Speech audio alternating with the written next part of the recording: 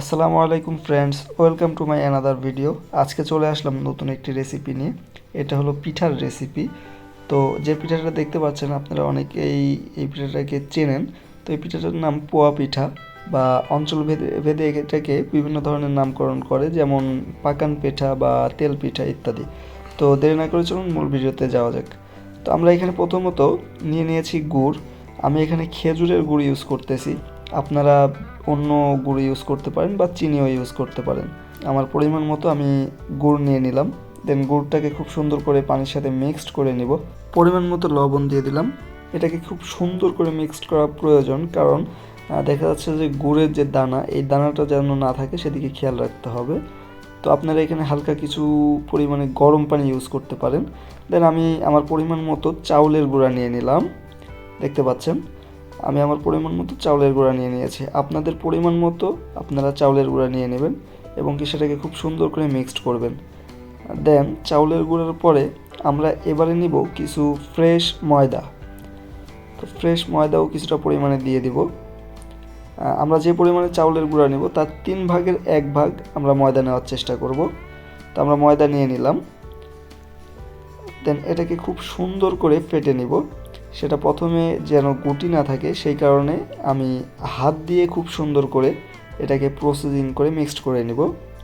দেন মোটামুটি গোটা গোটা ভাবগুলো যখন দেখব যে গোটা গোটা ভাবগুলো শেষ হয়ে গিয়েছে, দেন আমি এটাকে কোনো চামিচ বা আদার কোনো কিছু দিয়ে আমি এটাকে ফেটে নিব খুব সুন্দর করে, যেন সফট হয়ে যায়। আপনারা দেখছেন জান্নাত লাইফস্টাইল অ্যান্ড কুকিংয়ের একটি ভিডিও। তো আমাদের ভিডিওটি ভালো লেগে থাকলে অবশ্যই লাইক, কমেন্ট অ্যান্ড শেয়ার করে দিবেন।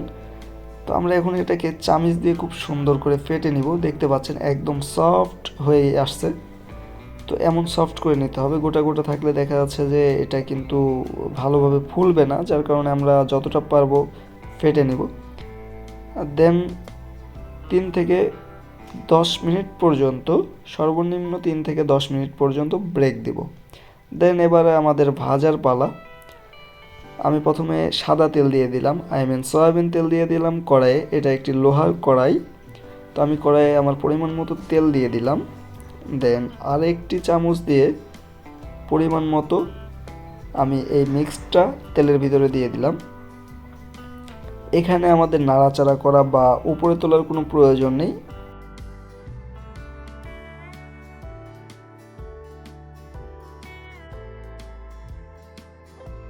প্রায় 30 থেকে 50 সেকেন্ড ওয়েট করলে দেখবেন আপনা আপনি উপরে উঠে আসছে। তখন এটাকে তেল দিয়ে ভালোভাবে বয়েল করে নেব।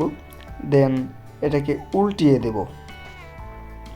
তো দেখতে পাচ্ছেন আমাদের পিঠাটা কত সুন্দর ফুলে গিয়েছে। দেন আমি উল্টিয়ে দিলাম পিঠাটাকে। এভাবে আপনারা উল্টিয়ে দিবেন যেন কাঁচা ভাবটা না থাকে। আপনারাও কিন্তু ইচ্ছা করলে বাড়িতে খুব সহজেই এই পোয়া পিঠা রেসিপিটা দেখে খুব সহজেই তৈরি করে ফেলতে পারবেন পোয়া পিঠা।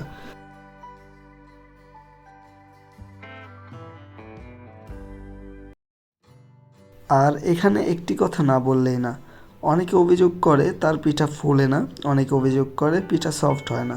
সেক্ষেত্রে আমাদের ভিডিওটি দেখে যদি আপনি সম্পূর্ণ ভিডিওটি দেখে যদি আপনি পিঠা তৈরি করেন, সেক্ষেত্রে দেখবেন আপনার পিঠা সফট হবে এবং কি ফুলবেও, এবং প্রত্যেকটি পিঠাই ফুলবে, খেতেও হবে দারুণ সুস্বাদু। আমাদের পিঠাটা দেখতে পাচ্ছেন আপনি, দেখে অনেক লোভনীয় লাগতেছে। এক্ষেত্রে আপনারা যদি চিনি ইউজ করেন তার জন্য আপনাদের পিঠার কালার অনেকটা সাদা হবে। আর আমি যেহেতু খেজুরের গুড় ইউজ করছি, যার কারণে পিঠাটা অনেকটা লালচে হয়েছে। তো ফ্রেন্ডস, এই ছিল আজকের মতো আমার পক্ষ থেকে আপনাদের জন্য টিপস। পরবর্তীতে দেখা হবে নতুন কোনো ভিডিও নিয়ে। আসসালামু আলাইকুম।